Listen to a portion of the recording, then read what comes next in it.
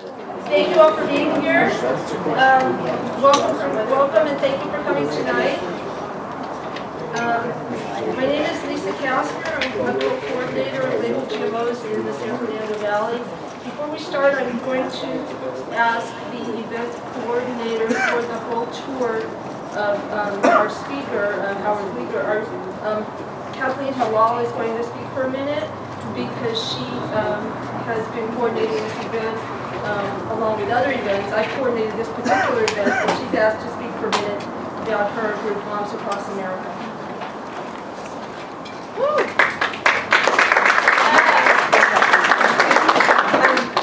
I just wanted to say I'm so happy to see all of you here tonight. It's so important that we get really well educated about GMOs so we can share the information with other people. And just briefly, my co-founder, Zen Honeycutt, and I started Moms Across America when Prop 37 didn't pass. We were really upset about it. We're moms. We each have 3 boys with different health issues. Our boys have autoimmune issues and food allergies. Zen's kids have food allergies. And we both discovered that when we took them off GMOs, their health improved. So we felt like we needed to go out and share this information with other moms and the entire population and let them know that there's something going on out there. And we started Moms Across America, and we've had hundreds of people write into us and share their stories about how when they've gone off GMOs, they've had different health conditions go away. And we're collecting these stories, and we work very hard. Zen and I don't take any salary. All the money that comes to us from corporate sponsors and donations goes to flyers to educate. And last summer, we had 173 groups in parades across the nation on the 4th of July, holding that banner, wearing these t-shirts, passing out flyers, and just raising awareness about GMOs. And that's what we're about, raising awareness. We want everyone to say, hey, what's a GMO? And then go figure it out. So we encourage you to please sign on. We have a table in the back. If you would please sign your name to our email address, or you put your email address on our list. Or you could go to our website, momscrossamerica.com, and sign up. We hope that we can encourage you to participate in your local parade, wherever you are. If you're on vacation, if you have a friend in another state, we're encouraging everyone to get out. We're shooting for 400 parades this summer. Wow. Thank you. I'm going to go forward now and give background for the speaker. We know that GMO is short for genetically modified organisms. It's an alternate term is genetically engineered. GMOs are made by the process of genetic engineering. That's by forcing genes from one species, such as a bacteria, a virus, animals, or even humans, into the DNA of a food crop or animal to introduce a new trait. This is a modern laboratory process, not the same as age-old practices, such as selective breeding and grafting. Genetically modified foods include corn, soy, canola, sugar beets, and cottonseed, and their byproducts such as soybean oil, corn, canola, the sugars that they make out of corn, and plus some zucchini, crookneck squash, and Hawaiian papaya. And the Food and Drug Administration is currently considering approving genetically engineered apples and salmon, which would include field genes. As you may know, General Mills recently announced that it will offer plain Cheerios that are GMO-free. This is an indication that we are making our voices heard in this country and a reason to celebrate. Time magazine recently did an article that announced Cheerios' decision. It had a lot of accurate information, but it also concluded with the usual type of comment we see in the press, which is, quote, for all the angst over GMOs, studies overwhelmingly show that there have been no observed health effects from eating food with GMO ingredients. Tonight's program is rebuttal to all these types of comments. Why? And I will tell you our speaker's answer in rebuttal to this comment in the article. When I asked him about it, he said, the studies generally claimed to document the, quote, safety of genetically modified crops are largely unpublished, industry-funded, and designed in a manner that could not document a problem if there was glaring evidence the problem existed. We all know that any independent study that documents a legitimate concern on the safety of genetic modification will immediately be identified as junk science by the numerous mouthpieces of the industry. Thus, all the more reason to educate and motivate the public. We need to tell the truth and let the evidence speak for itself. We have the truth on our side. We are honored to have with us tonight a very special speaker, Mr. Howard Vlieger. He has the evidence we need to understand and to share with others, and tonight he will share it with us. Howard is a third-generation Iowa farmer who calls himself a student of the soil. Since 1989, Howard has been a crop nutrition advisor and educator of farmers, researchers, and the public as an internationally recognized speaker on the effects of GMOs, the chemical glyphosate, and their health implications as a result of real-life experiences on the farm. Over the past 22 years, he has founded 2 companies to help family farmers reduce their dependency on chemicals. He collaborates with scientists around the world for sustainable solutions. He was the 2013 primary coordinator and co-author of The Pig Study with Dr. Judy Carmen, PhD, a scientific, peer-reviewed study on the effects of GMO feed on pigs and their offspring for their lifetime as a meat animal. He is a member of the board of directors of the Farm and Ranch Freedom Alliance and also the Council for Healthy Food Systems. He is a husband, father, and grandfather who cares about our health and our future. He will speak for about an hour, and then he will take questions. Please welcome Howard Vlieger.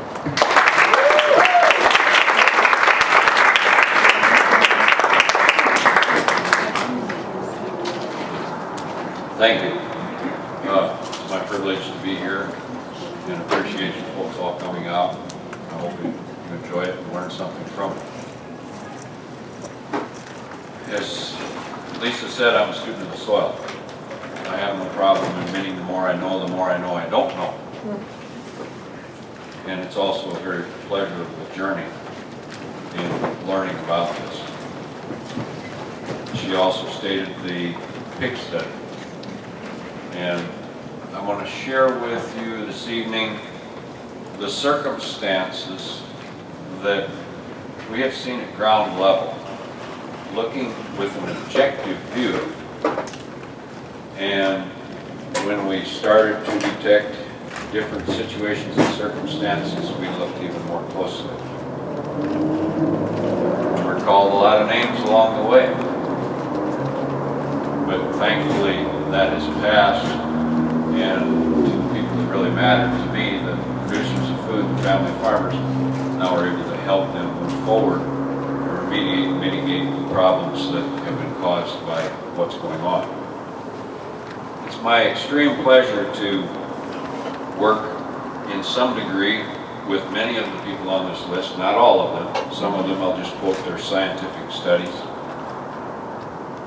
I never imagined that I would have that honor and privilege to work with this high quality of scientists as what you see on this list. These scientists, as well as myself, all have the same focus and belief in genetic engineering. We are not against the technology. If and when this technology is perfected and utilized as it is professed to be, we are all for that happening. And I'll share with you from the, as I said, ground level perspective what we've seen happen at this point in time. The most common genetically engineered crops, as far as broad acre and row crop crops, we have the insecticide producing crops, that being the BT, which stands for Bacillus thuringiensis. In the beginning days, that was a single event. They mimicked, in essence, the natural bacterium, Bacillus thuringiensis, that is naturally occurring in the soil, which organic farmers have been able to use for many years to control specific insect infestations. But after that natural version was applied, it became benign and was no longer detrimental to anything. You can't say that about the genetically engineered versions, and I'll show you some of the resistance buildup that has happened on the genetically engineered versions, as well as the fact now today they're using numerous insecticidal versions of the BT, not just a single one. The herbicide tolerant crops, the primary one being the Roundup Ready or the glyphosate tolerant crops, as well as the Liberty Link tolerant crops. Roundup Ready, the active chemical ingredient in Roundup herbicide is glyphosate. The active chemical ingredient in Liberty herbicide is glufosinate. They're similar in the way that they are both non-selective. They're designed to kill everything they touch, except what's genetically engineered to tolerate. The glyphosate-resistant crops that we have in broadacre production at this point in time are alfalfa, canola, corn, cotton, soybeans, and sugar beets. Roundup Ready wheat has also been developed, but has not been introduced into the market because there's no market for the grain to this point in time from the consumer standpoint. The Liberty Link crops, canola, corn, cotton, soybeans, and sugar beets are all in production in our country. The rice has been developed, but it has not been introduced, again, because there's no market for that final product, as the rice, the majority of it goes directly into food supply. The goals, the thing that we have been told is that without genetic engineering, we have to have this technology to increase the yield to feed the world's growing population. Typically, if someone raises a point of concern about genetic engineering, one of the criticisms that will be leveled at them is, well, you don't care about the poor children in the third world countries that don't have enough to eat. We're going to take a close look at whether or not the technology has actually been successful in increasing the yield. They also tell us we're going to improve the nutrient content. Some people may be familiar with the golden rice, and they said we're going to enhance the vitamin A content of this rice so that we can help solve the blindness issues we see in the children in the third world countries. Well, the golden rice has been developed. It's not been perfected. It's not been introduced into the food and crop and food supply. Number one, because it's not performed agronomically. The farmers have not seen consistent production out of it. As far as the increase in the vitamin A content, yes, it's higher than the initial rice was, but you only have to consume in excess of 20-some pounds per day to get the amount of rice or vitamin A that you would need to accomplish their goal. They tell us we're going to have drought tolerance. The in-plant insect protection, they said, okay, we're going to reduce insecticide use. Everyone here would agree that that is a good idea. The herbicide tolerance, they tell us we're going to reduce the herbicide use. Again, I believe everyone would agree that's a good idea. The improved weed control and easier weed control, by and far and away, is the number one reason that this technology has been adapted in our country and the other countries where it has been allowed. In the early days, it made life easier for the farmer as far as weed control is concerned. Let's take a look at some of what has happened. Increased yield. In the early days of the introduction of the genetically engineered crops, our land-grant universities were allowed to do research comparing yield of the conventional hybrid to the genetically engineered. The University of Nebraska was one of the universities that conducted multi-year data on this. They had 3 and 5 years data comparing an original isoline of the conventional soybean and the glyphosate tolerant version.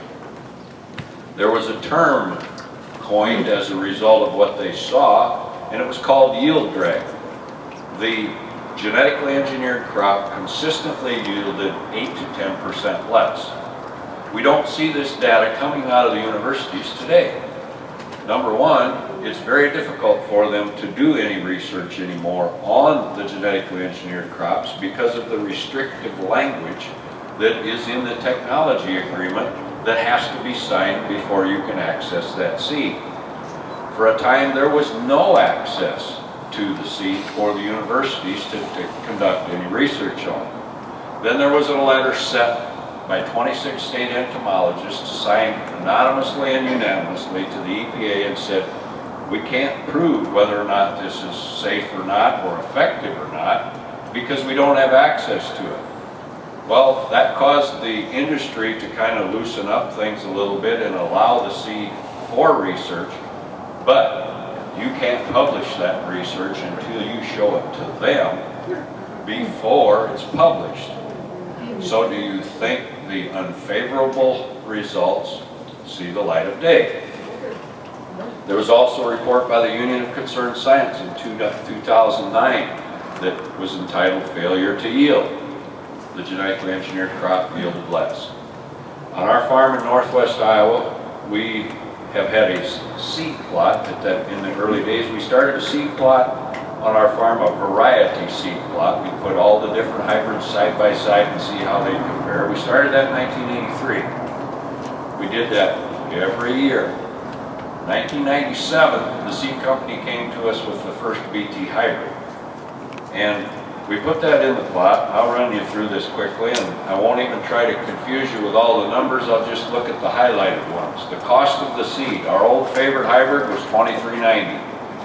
The seed cost was $26.18. We put the $23.90 BT right beside it. The seed cost was $38.18 per acre. When we harvested it, the conventional, the original, made 149.91 bushel, and the BT version made 146.04. But the biggest inhibiting factor of affecting our bottom line, the BT was 5 points wetter at harvest. When you have that moisture content up, you get docked when you sell that grain. So the end result was we lost $57.99 an acre by having that BT corn in the plot. We had also heard that there were issues as far as the livestock maybe not being favorable towards this, so we did a little experiment. We put corn in one end of the bunk that was conventional, and we put the BT in the other end, and we let a couple cows in there. Now, I don't know how much you know about cows, but cows and kids and candy have a similarity. You let cows buy corn, they're going to clean it all up, just like the kids will do with the candy. The cows ate the conventional corn, smelled the BT, and walked away from it. And that wasn't normal. We repeated this again the next year. The difference in the seed cost was closer to $10 an acre the second year. The moisture difference was very close at harvest, but the yield was 27 bushels an acre less. Now the 2390 we always considered a good, sound, all-around hybrid. And we figured the plant breeders did a good job when they developed it. They did come up with other hybrids that they put the BT into that it seemed like the plant breeder maybe stopped short as far as getting all the characteristics you wanted in that hybrid in place. The BT would perform in some of those, plus they got to sell it for more. Which one do you think they chose? This road or that road? Again, we lost $58.95 an acre by planting the genetically engineered crop. 2 years in a row was enough for us. We didn't plant any more genetically engineered, and we have never signed a technology agreement, nor will we ever do it. The seed company provided this seed for the plot. The herbicide use rates. In the beginning, when the glyphosate tolerant crops came out, the label rate was 32 ounces per acre. By 2010, I know of farmers in west central Ohio that were spraying 96 ounces of a glyphosate-based herbicide per application, and were putting on 2 and sometimes 3 applications of that 96 ounces to try and control the weeds that had built up resistance to the 32-ounce rate. In Argentina in 1996, they started with the glyphosate-tolerant crops at 2 liters per hectare. By 2010, they were putting on 10 to 20 liters per hectare. The insecticide use. The first thing that no one is considering, and a gentleman who's become a friend of mine who's an entomologist with the USDA Ag Research Science Department pointed this out to me at a field day. He said nobody considers the fact that we used to have to treat corn borer 10 to 20% of the time. In an integrated pest management program, if you saw the pest problem, you applied the insecticide. Now we have BT in 80+% of the corn and maybe 90+% of the cotton. So they haven't even figured that amount of insecticide into the amount of insecticide that's been used since we introduced the technology. Every one of those hybrids that contains that BT is registered as an insecticide with the EPA. There's also something now known as a seed treatment. Before genetic engineering, we never saw an insecticide on the seed. You cannot buy genetically engineered seed today without a neonicotinoid type insecticide treatment on it. Those of you familiar with the neonicotinoids know that they have been banned in a few countries in Europe because there's scientific documentation that they are helping contribute to the colony collapse disorder in honeybees. There was also a paper that was just published that connected the neonics to serious nervous system disruption in the brain of humans. What about the problem insects that we were supposed to control? This is a picture of a corn plant in South Dakota. You can see the ear here, and there's no silk coming out of the top of that ear because the adult rootworm beetles have chewed off all of that silk. That beetle's life cycle is the egg hatches in the soil, they chew on the roots. After they get done chewing on the roots, they come back as the adult beetle, which you saw in the previous picture. They chew the silk off, the pollen cannot be caught. So guess what? There's no kernels, all you have is a cow. We have documentation of rootworm that are resistant to the BT insecticide that they put in the plant in Nebraska, South Dakota, Iowa, Minnesota, and Illinois. The farmers that are having these issues are now using the initial insecticide that they always used when they planted. But many of them are finding that they have to put on a higher rate than the maximum label rate in order to get the control that's necessary. What is the motivation? Is it to grow more food? Is it to enhance the nutrient content of the crop? There's something known as a technology fee. This is the royalty that the patent holder of the genetically engineered seed charges the farmer for every bag that he buys. I sat down at the end of 2010 and I thought, I'm going to do the math on this. I'm going to presume that all of the acres of corn, soybeans, cotton, canola, and sugar beets in the United States would be using the latest and the greatest technology of genetic engineering. I did the math on how far the seed goes to separate the seed cost from the tech fee, and this is what we came up with. There were 87.9 million acres that year according to USDA's reported planting figures. So at $60 an acre for the tech fee, that would generate $5,274,000,000. 78.9 million acres of soybeans at $24 an acre is just under $1.9 billion. 10.9 million acres of cotton at $78 is $850 million in change. The cottonseed history, I had the good fortune of working with cotton farmers for 3 years in the southeast U.S. In 1993, a 50-pound bag of cotton cost between $45 and $60 a bag. In 2010, they no longer sell a 50-pound bag of cotton. They sell so many seeds per bag. This bag will weigh from 38 to 46 pounds depending on the size of the seed, so it's not a 50-pound bag. The breakdown, the seed cost is $159.99. The technology fee is $412.20 a bag. The seed treatment, which is the insecticide, fungicide, and pneumaticide, which you need to put on that seed. If you don't, you won't get a stand of cotton because the way they've been farming, they've killed off so many of the beneficial attributes in the soil that every seed-bearing insect or seed problem insect and fungus and disease that you can imagine is coming along to kind of raise Cain with that cotton crop. So we have a little over a 10-fold increase in the cost of that cotton between 1993 and 2010. Continuing on, If we again presume all the sugar beets that were planted that year, that would be $80 an acre tech fee only, generating 96 million. 1.2 million acres of canola. We don't raise a lot of canola in the U.S., so that's only $9 million. So if we subtotal all of this, not including the acres of Roundup Ready alfalfa, because it technically wasn't on in 2010, it came back in 2011, we have just under $8.7 billion in the U.S. alone. I was in Canada a week and a half ago, and I added in the canola acres that they planted in 2010 and the tech fees that it generated. So if we look at North America, we can roughly guess that it's shy of $9.9 billion tech fee for 1 year. That's not seed, that's not fertilizer, that's not chemical, that's tech fee. What is the motivation?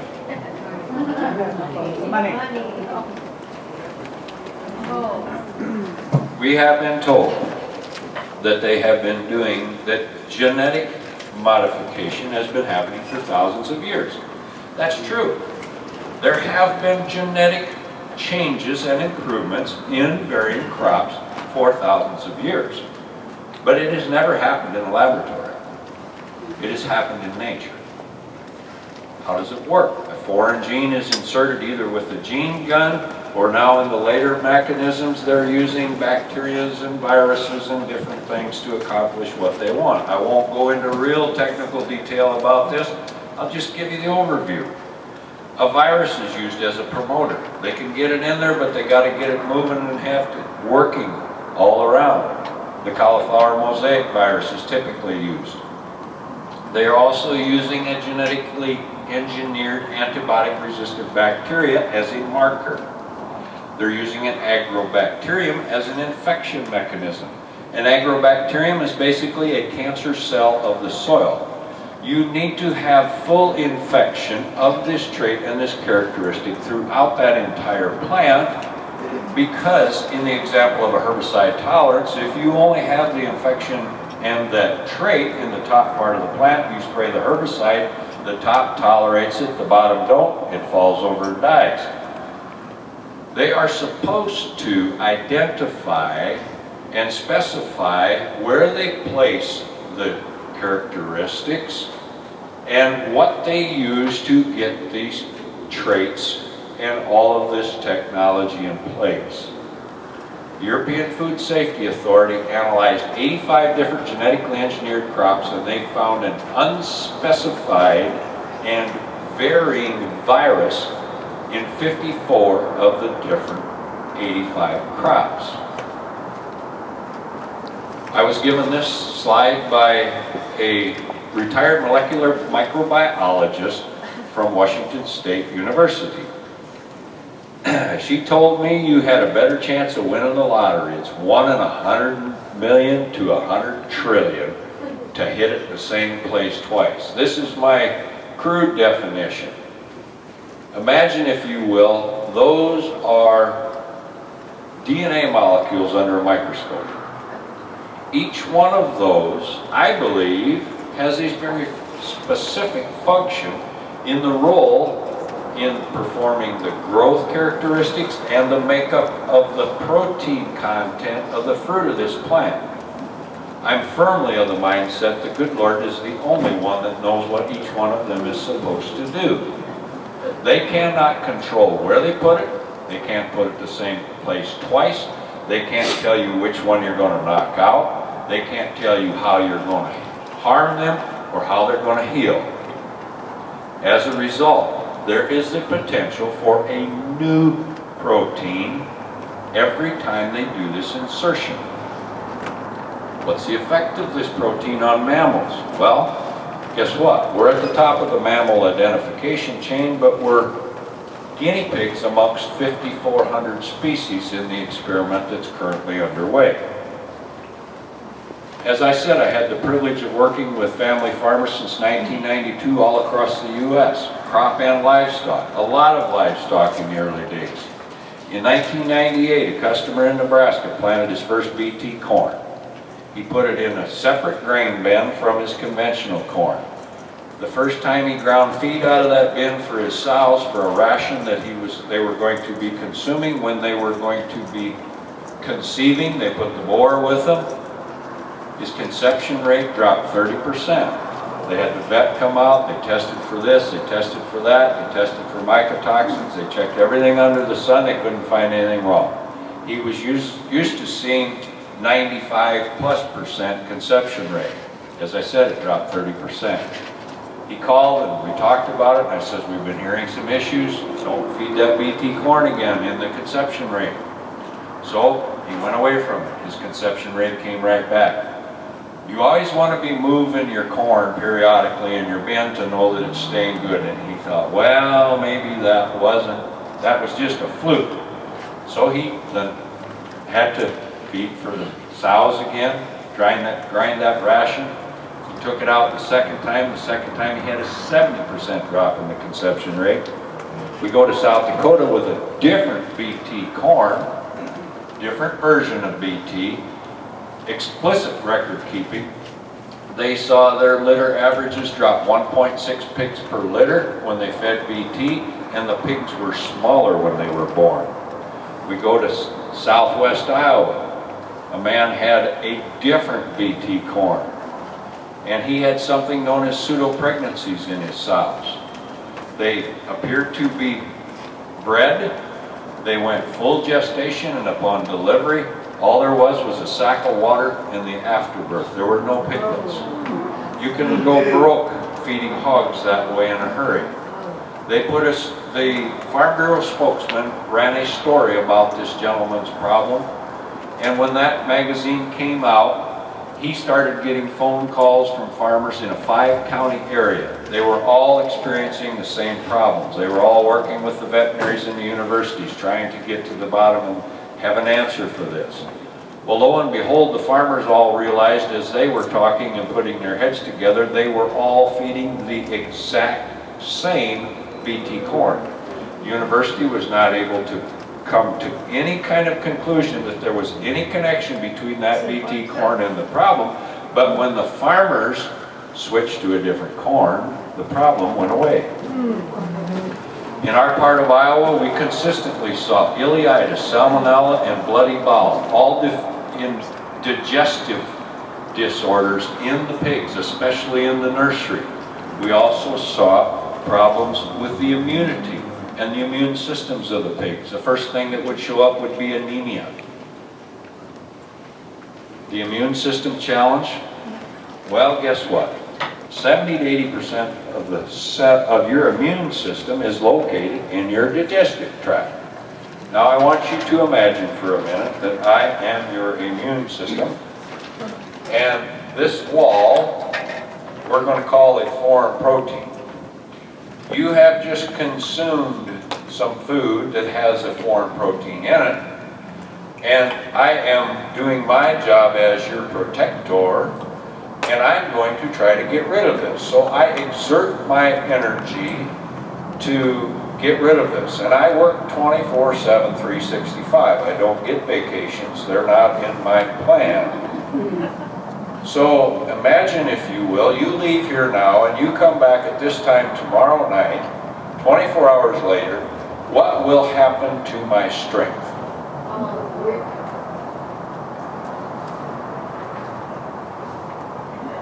Is there an increase in autoimmune problems in our country?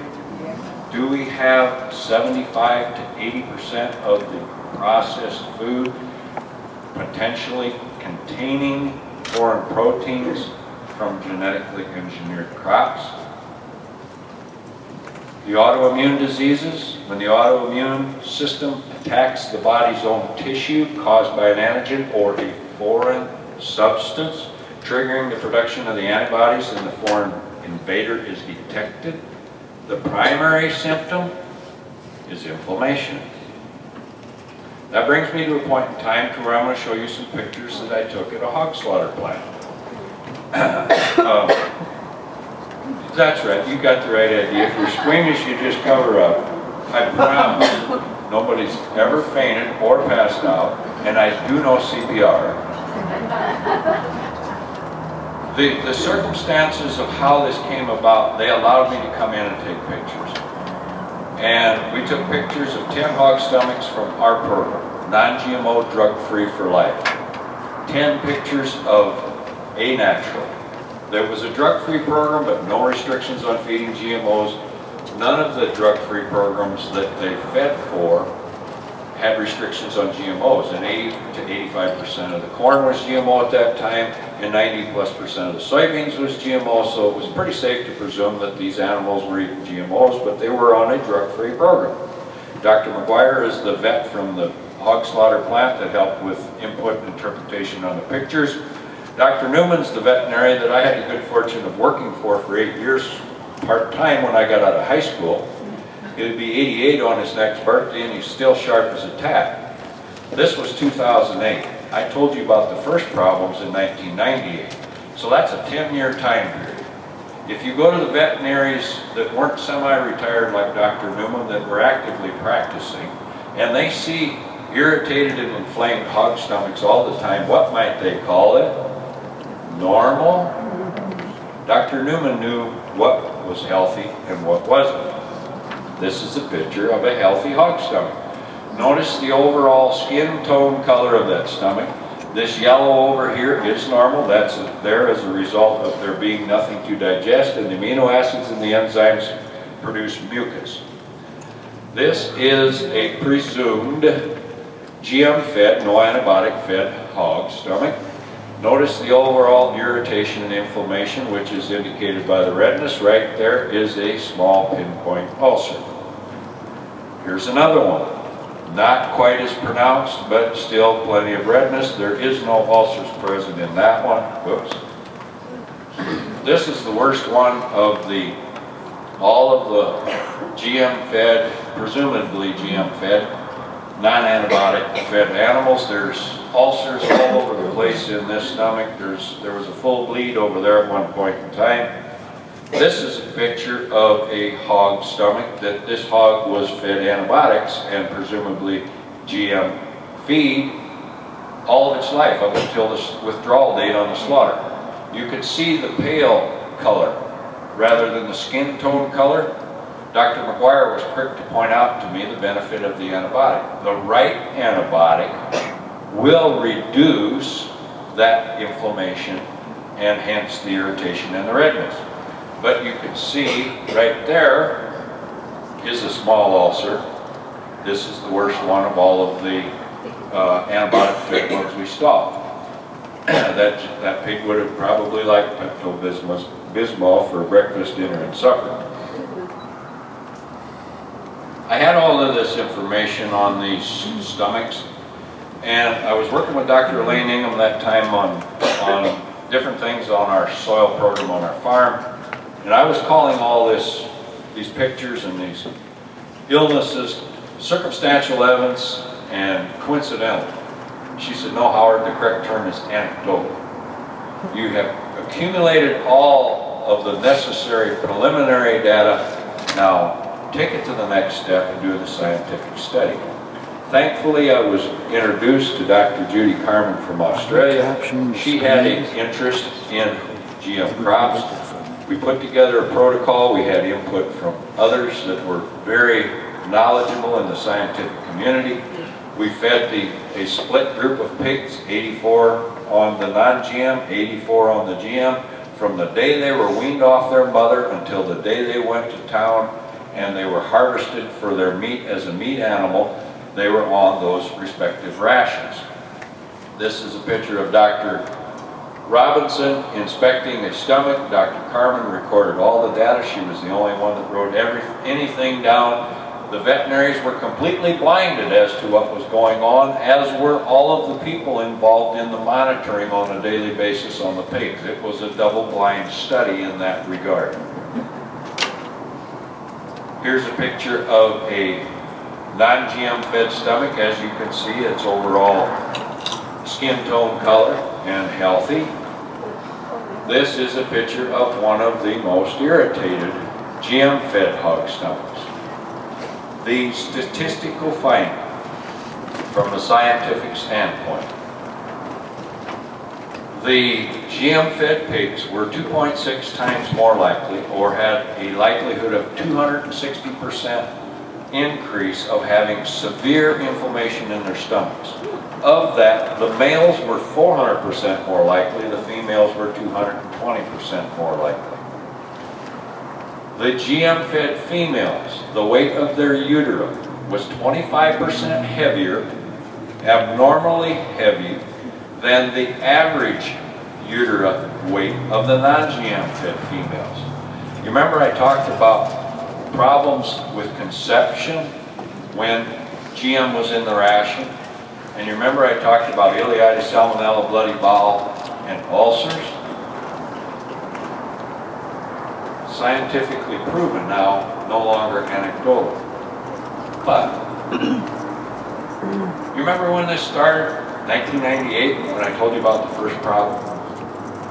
You see this, 2008, when I first met Dr. Carmen. The study was published in 2013, in June. How many years is it between 2013 and 1998? 14? So, I'm not saying science is bad, but how long does it take?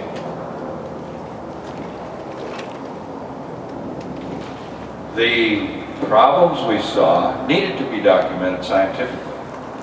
From the viewpoint of a farmer, how many times can you hit your head against a wall and hit that financial obstacle or lose money? You can't wait 14 years. What I'm going to show you now is common sense to me, and a big warning flag. We had the hypothesis, we had the suspicions on the digestive and the reproductive. What we saw we didn't figure on. We had to weigh these pigs every week. When they were little, we put them up, picked them up and put them on a scale and weighed them. When they got bigger, we run them down a simple maze, run them down the alleyway, put them in a simple maze.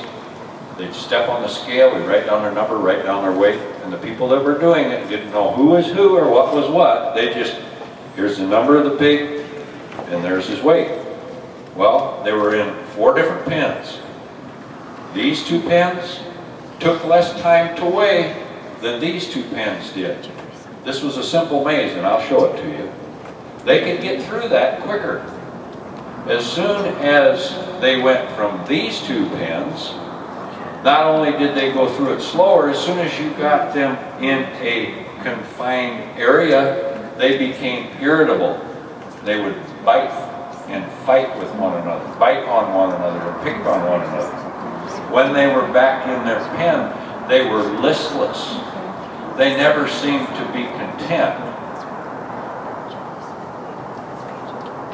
What is going on with the children and the young adults in our country today?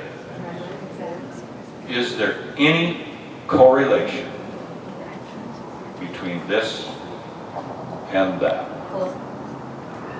We also saw an eczema concern on some of the GM-fed pigs. Here's the maze. This is a circle corral that just kind of swung around. We'd get them in there, come right down here. The scale was over here. They'd get on the scale and away they'd go. We'd let the pigs from these 2 pens out, and they'd run around, kick up their heels and play. Coincidentally, that was the non-GM-fed pigs. The GM-fed pigs, again, couldn't make that navigation and that simple maze. It took longer. Now we're shifting gears to beef for a second. A friend of mine in Ohio butchers on the farm. This animal on the left is a non-GMO fed animal. He only feeds non-GM. This white that you see is the fat covering on that carcass. On the right, he butchers some animals for his neighbor too. The neighbor feeds GM. They say that if there's a toxin consumed, it will accumulate in the fat tissue of the body. So would a whiter fat content indicate a cleaner, less toxic animal? Glyphosate. the active chemical ingredient in Roundup herbicide. The most widely used herbicide in the world today. Patented in 1974 as Roundup, it was initially used as a burn down. Or in a no-till farming application, you went out, you sprayed it on, you killed all the grass, all the weeds, you come in and planted without tilling the soil, the crop came up. As we progressed, and the glyphosate-tolerant Roundup-ready crops came into being in 1996, now we could have the burn down, plus we could spray that chemical that was designed to kill everything on the crop. What other uses is it used for? One of the first increases in glyphosate residue tolerance in the grain in the United States was oats. They raised the tolerance level from 1/10 of a part per million up to, I think, 8 parts per million in the beginning. Glyphosate-based herbicides are used on non-glyphosate-tolerant crops as a ripening agent. The crop is close to harvest, so you go out and spray it dead with a glyphosate-based herbicide that is designed to kill everything. Now that crop dies, it dries down, and you can come in and harvest it easier. Oats, wheat, barley, rye, edible peas, beans, cantaloupe. I know of it being used in all of those crops. What happens to the glyphosate residue that they spray on that crop? This is a schematic by Dr. Bob Kramer, USDA Ag Research Scientist from the University of Missouri. Glyphosate herbicide is a systemic herbicide. That means when it touches the leaf of that plant, it translocates everywhere within that plant and into the soil. A minimum of 20% of that glyphosate is going into the soil. Glyphosate is going to accumulate in the soil. It will bind tightly to the clay particle in the soil. It has a very adverse effect on the beneficial microorganisms in the soil. We call that biocidal. Well, the same comparison would be an antibiotic effect. It is a very strong antibiotic. It has been scientifically documented that it kills good organisms in the soil, which would be the natural control for bad organisms. The bad organisms cause a host of different diseases when the good ones are gone. Every time you spray glyphosate on any crop, whether it's genetically engineered or not, it is going to be predisposed to disease. The manufacturers of glyphosate-based herbicides denied that it had this adverse effect as far as a biocide. But in 2010, they were granted a patent number 7771736, by the U.S. Patent Office, documenting the fact that glyphosate was a very effective antibiotic. It only takes and when you first read this patent, you're going to see that it's good for internal parasites. Well, a parasite is an organism just like a smaller bacterium would be. It only takes 1/10 of a part per million of glyphosate residue to have a very devastating or completely detrimental effect on a wide array of microorganisms. Many of them, the good ones, are the bugs that we need in our digestive tract, lactobacillus and others, to digest the food, as well as control diseases that may be caused by the bad bug. Glyphosate predisposes everything to disease. Glyphosate will not kill a plant when it's growing in sterile soil. It's been scientifically documented 4 times. This is an edible bean that was growing in sterile soil. It was sprayed with glyphosate. This is the same edible bean that was growing in field soil, which contains organisms. This is one that wasn't sprayed. This plant stood still for about 2 weeks and then it started growing again. You cannot kill a plant without the presence of the disease-causing organisms. Over here, these are corn plants. This corn plant was purposely injected with anthracnose, which causes stalk rot. But the plant's natural defense capabilities will stop that stalk rot from spreading, as you can see it did. It caused damage, but it walled it off. But these over here, after they were injected with anthracnose, were sprayed with glyphosate. It shut down all of the natural defense mechanisms of that plant, which it does to every plant it touches, whether it's glyphosate tolerant or not.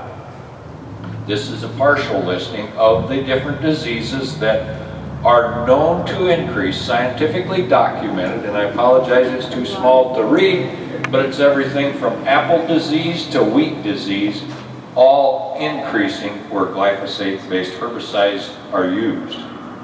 This is a picture of cornfields in Iowa in 2010.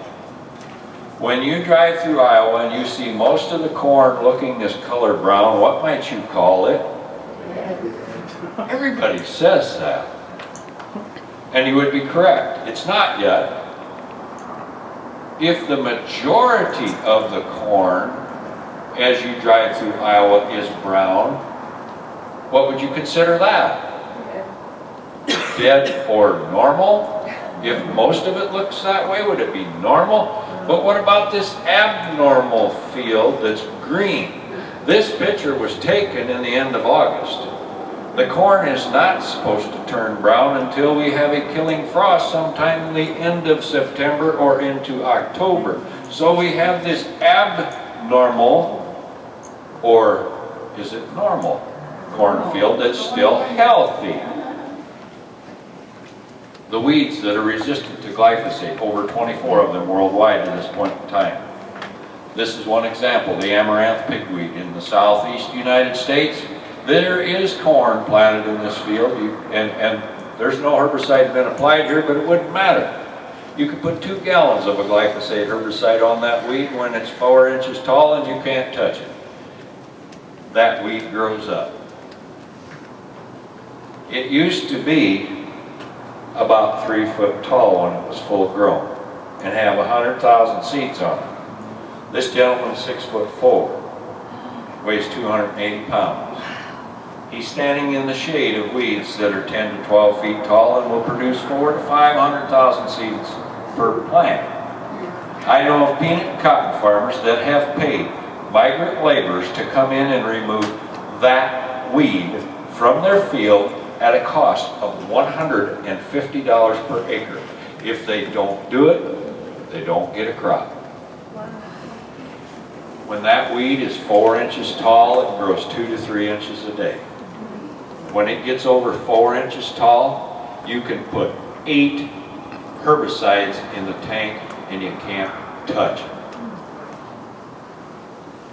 2,4-D tolerant corn is not going to make a difference on that weed, as it's not going to make a difference on the vast majority of the weeds that have developed resistant to glyphosate. The one thing it might do if they start spraying 2,4-D with glyphosate all over the place is affect every flower garden and vegetable garden and cotton crop in potentially a 3 to 5 mile area. It could be a nice calm day the day you spray the 2,4-D, but if you have a hot, humid night, it's going to get up and take off. It'll move for 2 to 3 days after it's applied. Water hemp in Iowa, first cousin to the amaranth pigweed. The gentleman wouldn't tell me how much he put on this field, but he sprayed it 3 times and couldn't kill it. That's what it looks like when it has to compete with corn and get up there 8+ feet tall. Glyphosate residue in 2010 and 2011, Paul Capella and his team of USDA Geological Survey scientists set up monitoring equipment in Iowa and Mississippi, and they monitored the amount of glyphosate in the air, in the rain, and the rivers. They found significant levels of glyphosate in the air, in the rain, and in the rivers. Now, go home with this sense of comfort. It was only in Iowa and Mississippi. It's the only place they looked for it. We have found glyphosate residue in alfalfa, barley, corn, edible peas, potatoes, and soybeans, and more. The alfalfa was not glyphosate tolerant alfalfa. It was alfalfa that was fertilized with chicken litter. We're finding glyphosate residue in virtually every kind of CAFO manure that's being taken from a confined animal feeding operation where the animals are being fed grain that's raised in a glyphosate production system. Typical glyphosate and AMPA residue, AMPA is the compound that glyphosate degrades to as it starts to break down, is 2/3 of a quart free of charge with 3 tons of poultry litter. 2/3 of a quart of a glyphosate herbicide, that is. In 1994, the EPA said 2 parts per million per day per life would not hurt anyone. In May 1st of 2013, they raised the limits. They now allow up to 40 parts per million in certain grains and 400 parts per million in forage. The forage would be the silage and or the hay crops that you would feed to your animals. In 1997, they raised the limit on the soy from 1/10 of a part per million to 20 parts per million. 5 to 10 parts per million is consistently documented in soy that's been tested. In Argentina, they did a random sampling of 11 soybean plants or samples. 7 of the 11 were above 20 parts per million, and the highest one was 90 parts per million glyphosate residue. Seralini has done a lot of excellent work on glyphosate toxicity. He has documented the fact that 1/2 part per million you will cause complete infertility affecting both the sperm and the egg. At 2/10 of a part per million, you're going to cause endocrine disruption. Endocrine disruption to a fetus in the womb means birth defects. Endocrine disruption in an adult. There are cells reforming in your body every day. If an endocrine disruptor comes in, you have abnormal cells. What do they call abnormal cells? Cancer. Cancer. Dr. Andreas Carrasco was witnessing a high amount of birth defects in the babies that were being born to the women that lived in the rural communities immediately adjacent to the soybean fields that were being sprayed with glyphosate herbicides with an airplane. So he did a study on chick embryos and frog embryos and found that it only took 2.03 parts per million of glyphosate residue to cause severe birth defects, facial cranial deformities, cleft palates, caved-in cheeks, flat spots on their head. Here's a picture of one of the birth defects that they see in that area. Since 1998, there has been a 447% increase in these birth defects. What about the Yakima Valley in Washington State? There was an article late summer, early fall, about the drastic increase in encephalopathy to the babies being born in the Yakima Valley. The thing that they didn't tell in that article is that the only chemical that has been used in the Yakima Valley River Basin for the last 15 plus years for weed control is glyphosate.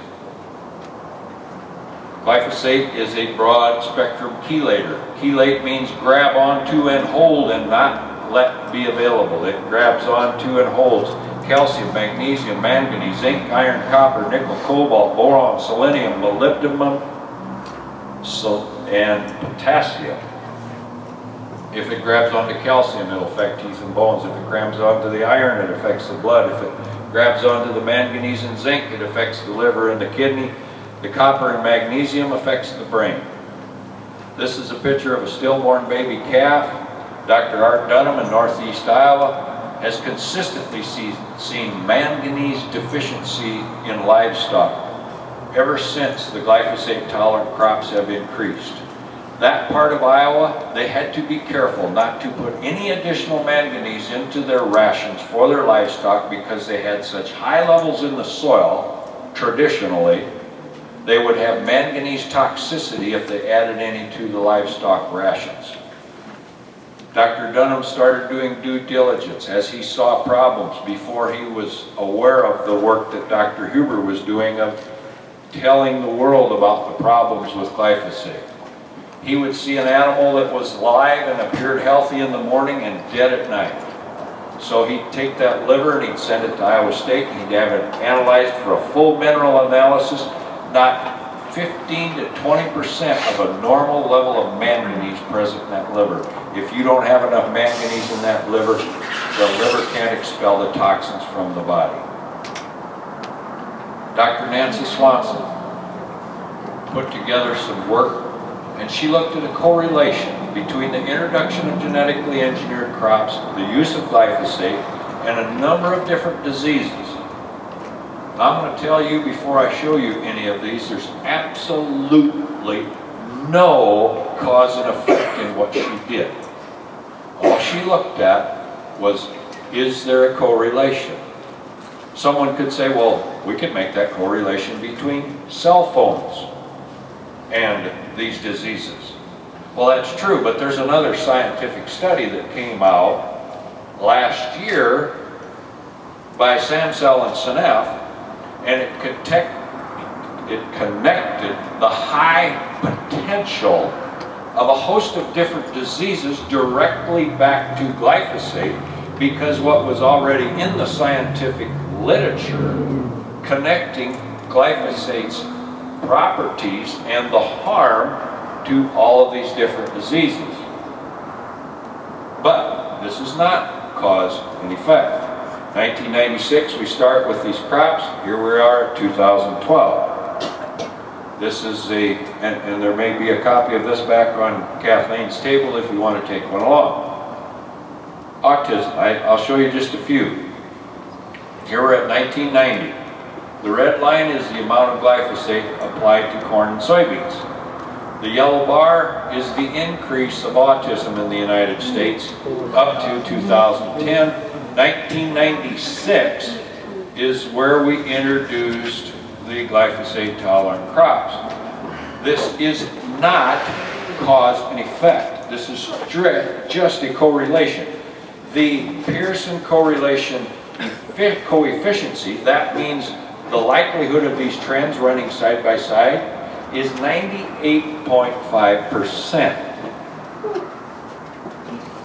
The autism, Dr. Senef has done a lot of work on autism. In 2007, we had 1 in 150 children in our country with autism. By 2009, it was 1 in 100. By March 1st of 2013, it's 1 in 50. At the current increase trend, by 2020 something, 1 in 2 children in our country will have autism if we don't find out why and change it. Diabetes. The green line is the trend line of where we should be starting at 1980 and how it increased. Here's 1996. Well, the yellow line tells you what it actually did. This is the glyphosate applied to the purple line and the GE corn and soybeans. Again, the correlation factor, 98+% between the not cause and effect. Absolutely not cause and effect. Thyroid cancer, the trend line in green, 1996. Red line is glyphosate applied to corn and soy. Green line is percentage of GE corn and soy. The blue increase is the incidence of the thyroid cancer. Again, 98% correlation, not cause and effect. There are 13 different ailments, according to CDC's documentation, that fall in this 90+% correlation line. Would that justify some sort of an investigation by someone who should be looking after the health of the people of the country? Maybe you want to call them and bring that to their attention. Call who? CDC. CDC. Seralini is a French scientist who conducted a study. And in essence, in a lot of ways, he mimicked a study that was conducted by Monsanto. They did a so-called safety study on NK603, it's a Roundup Ready corn. They had 10 female rats and 10 male rats in a group. They fed this corn for 3 months, 90 days. They monitored they took blood readings, analysis at the end of the time. They ignored the warning signs that the blood readings told and indicated should bear further investigation at the very least, and said it's safe, let's go forward. Seralini didn't trust that, probably because he had analyzed 13 other studies that were similar to that said, oh, it's safe. That was their summary, but there were warning signs that were always ignored. And he wrote a scientific paper about that fact. But he thought, well, the lifetime of a rat is 24 months. Monsanto used the Sprague Dolly rat, that's the breed of rat, in their study. Seralini used the Sprague Dolly rat in his breed. He got accused of using the wrong rat because at 4 months, remember they stopped at 3 months, at 4 to 7 months, the rats started developing tumors. The rats that were fed the genetically engineered corn and below legal tolerant levels of glyphosate in their drinking water, 50% of the males and 70% of the females died prematurely. 2 to 3 times more tumors in the females. Kidney and skin and tumor issues and liver and kidney damage in the males. Digestive disorders, some of the tumors. Now, there's an expression down on the farm. The organic material hit the spreading device, you might say, when this study went public. And everybody who was pro-GM came out in force to condemn Seralini and what he did. It was a lifetime study. The lifetime of that rat is the equivalent of 70 to 80 years in a human life. The Sprague Dolly rat is the breed of rat that is the most like a human being for the potential to develop a tumor over its lifetime. So it's the ideal rat to use. He did not expect to find tumors in all these rats. That's why you only had 20 per group. If you were doing a cancer study, you would have 50 per group. He was doing a toxicology study.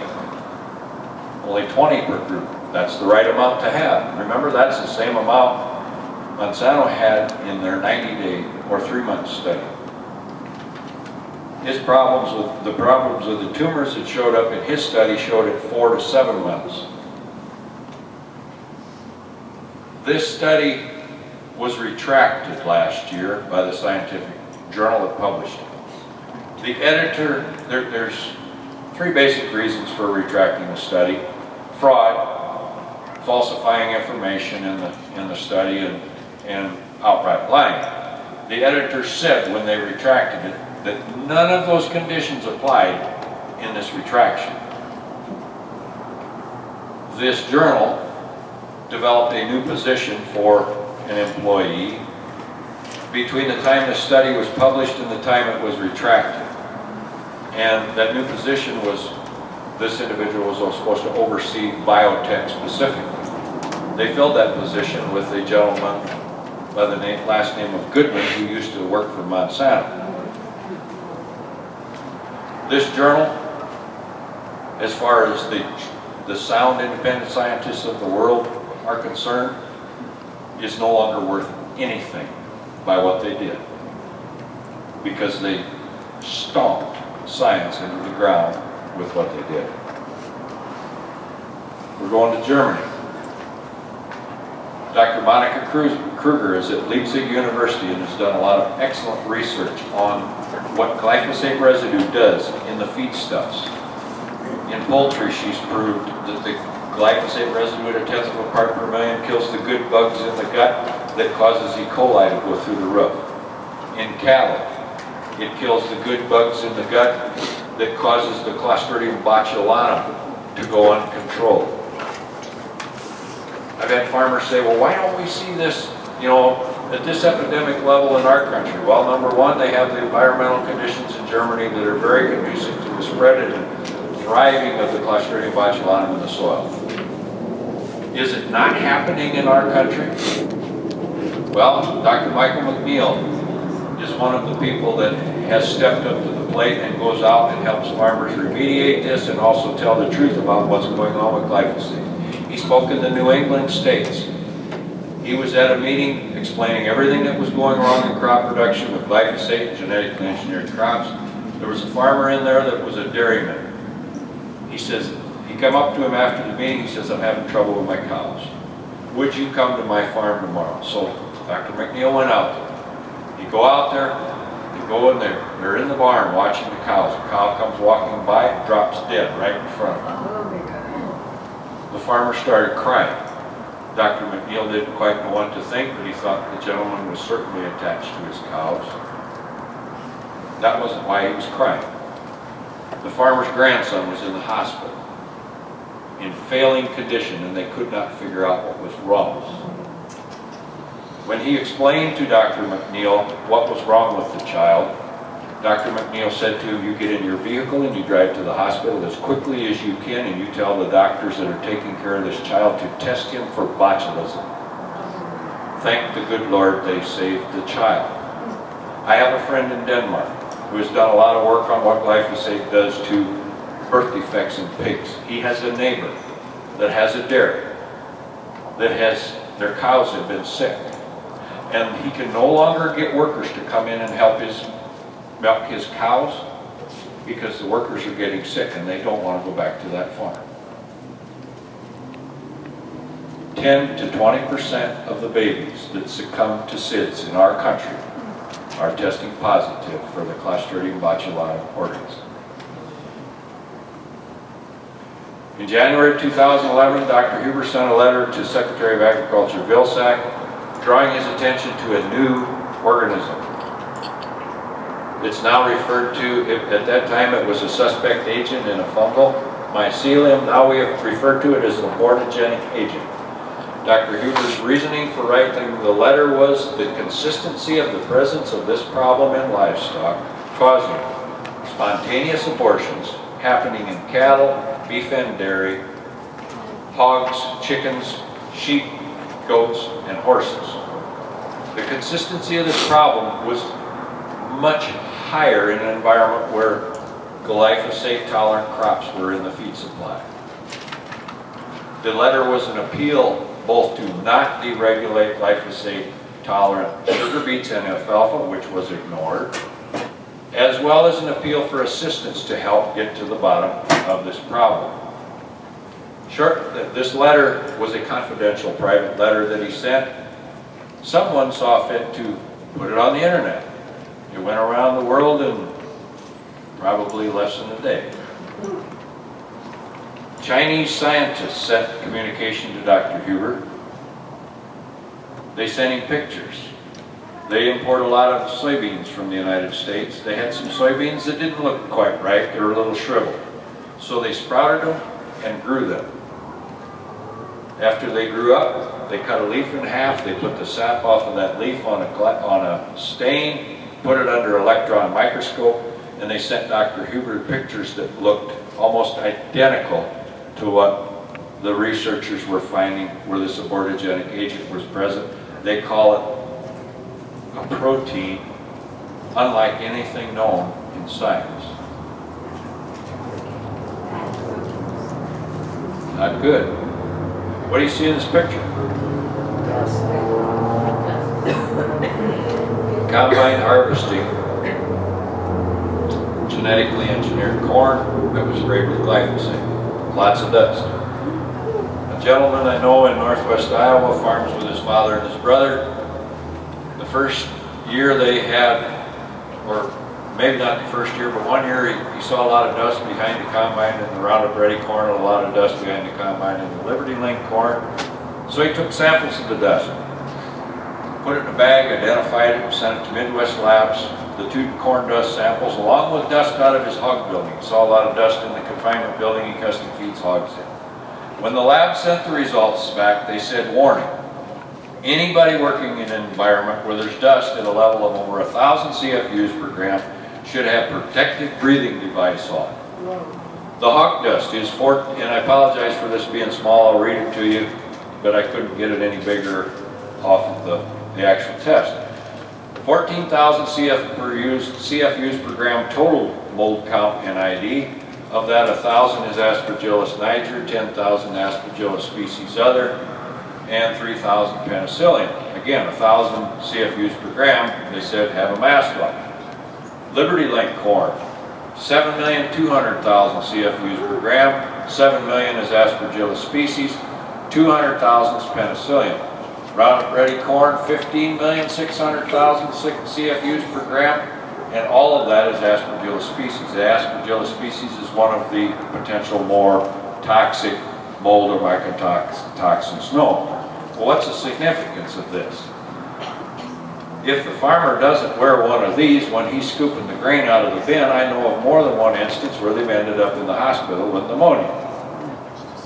What about the people that don't farm, that live in the adjacent areas, small towns, or have a home in the countryside, and the field goes right up to their place? Where does the dust go when the harvest comes? Whichever direction the wind pushes. Depending on the year that we have had, the respiratory challenges that the people in the rural communities are experiencing are significant. The one year, as we look back on it, was very conducive, ideal weather conditions for maximum development of the opportunistic organisms in the soil causing the diseases which cause the mold and the mycotoxin, and we know that glyphosate kills the good organisms that control the bad ones that cause the disease. This is an interactive slide. I need you to participate with me in this. Do you recognize any of the names in the center of the circle? Have you ever seen a commercial on TV that says, if you cannot afford your medication costs, contact us, we have a program to assist you? That commercial is sponsored by AstraZeneca. Have you ever heard of atrazine? One of the oldest corn herbicides used in crop production, made by AstraZeneca Syngenta, and AstraZeneca Syngenta is also, I believe, the #4 producer of genetically engineered seed in the world. When you see or hear Bayer, what's the first thing you think of? How about Bayer Crop Science, the makers of Aztec insecticide, Liberty herbicide, and genetically engineered corn? When you see or hear Pfizer Pharmacia Upjohn, what do you think of? And other antibiotics. They were at one time the sole parent holding company of Monsanto. They're still affiliated. So we've established that all these companies in the center of the circle are in the chemical and pharmaceutical business. We will start with chemical. I would like for you to give me one word that you might use to describe a chemical, and a chemical is used to kill a weed or an insect, and you're describing this chemical to a 5-year-old child. What one word might you use? Poison. Okay, we're using poison to raise crops. What do we raise crops for? Cereal and grain. What do we feed the bulk of the grain to? If there were to be any residual effect in using this poison in crop production, do you think it would be good or bad? If it's bad and we feed it to the livestock and the livestock don't feel good, who do we call? When the vet comes and looks at our livestock, what might he recommend we give them to make them feel better? If you want them to grow faster and lower your cost of production and be more efficient as a livestock producer, what might you give them? What do we raise livestock for? Who eats the meat? If there is a residual effect that is not positive from this poison that we're using on the crop that might affect the grain, it could affect the livestock, is there a chance that it would affect the meat? Yes. If the people eat the meat and they don't feel good, where do they go? After you go to the doctor, where might he send you with a piece of paper with his autograph on it? Does that present a positive cash flow for the company in the center of the circle. In summary, Can you leave that up for a second? I'll bring it back when I finish, okay? For the sake of those who may have a TB situation setting in, I'm gonna. In summary, foreign proteins that are indigestible with potential allergenic effects, crops deficient of nutrient content because of the chelating effects of glyphosate. We have increases in growth of opportunistic fungi causing plant and animal disease, increases in the environmental challenges and dust, increases in the mold and mycotoxins, increased need for antibiotics, increased immune system challenges, inflammation and disease, and respiratory problems. We are told by the proponents of genetic engineering that we need this technology to feed the growing population of the world. What do you think? Do you want your family, your children, and your grandchildren eating this? No. What can we do? This sign was posted in your state on a schoolyard.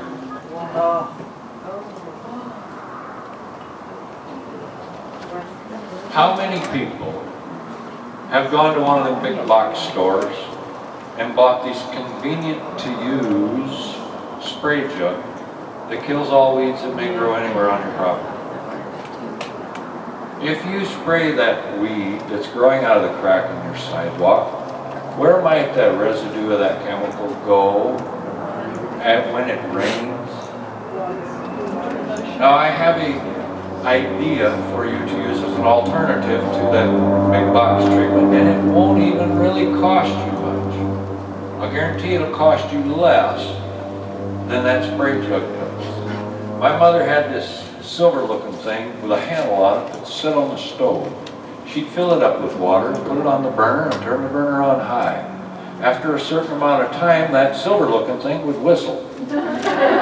She would take it off the stove by the handle. She'd walk outside with that boiling hot water and she'd pour that on those weeds growing in the crack of the sidewalk. If she needed more, bless you, if she needed more water, she'd make some more. While she went back outside, she pulled them weeds out like this. Now, I haven't done a scientific study on this, but I would dare to bet that that hot water is not going to have an adverse effect by the time it gets into the sewer when it runs downhill. If you're interested in expanding your scope of understanding on this, some reading material. A big picture perspective.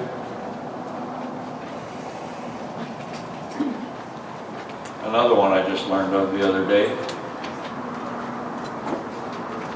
Haven't read this one yet. This one I say mandatory reading material for anyone considering bringing a child into the world. The endocrine disrupting effects of synthetic chemicals will not only harm the fetus in the womb, it can affect 3 generations down the line from that child. It's a good baby shower gift, right? You can buy this online for a penny, used copies. I've bought many of them and given them away. It costs you $3.99 for the shipping, but you can buy a lot of them for a penny a piece. Who's it by? And it's by Theo Colburn. You go on Amazon, you'll find used copies. It's not over your head. There's going to be things you don't understand, but it will make sense.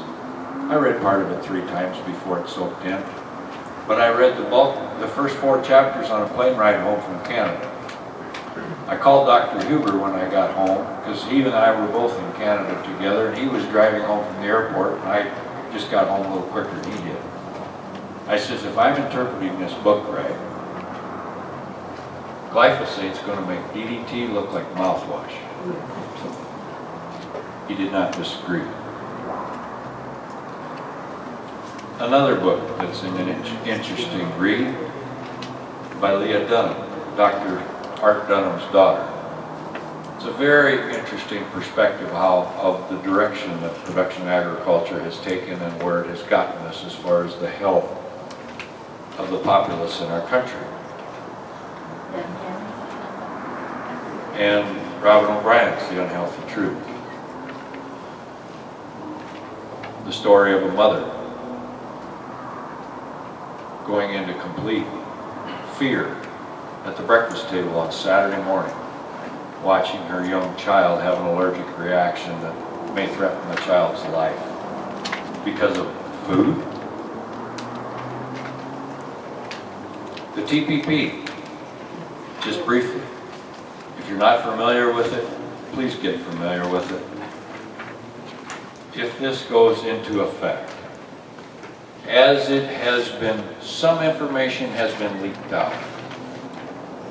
It will basically hand over the sovereignty of our country to a world tribunal court that will be controlled by appointed representatives of multinational corporations.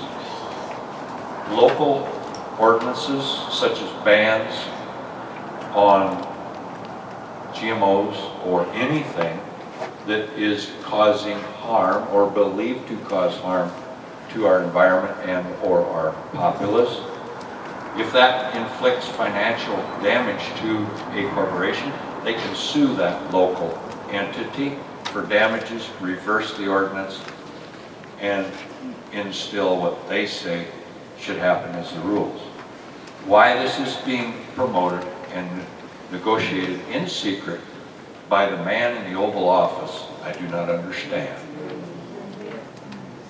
But every elected individual needs a wake-up call, I think. I'd like to end this on a bit of a high note. Put a lot of heavy information on you. This picture was sent by Gilbert Hostetler. Real life, wasn't doctored, no Photoshop touching it in any way, shape, or form. He had ears of corn that looked like this when they were put in the bag and set in the corner of the warehouse.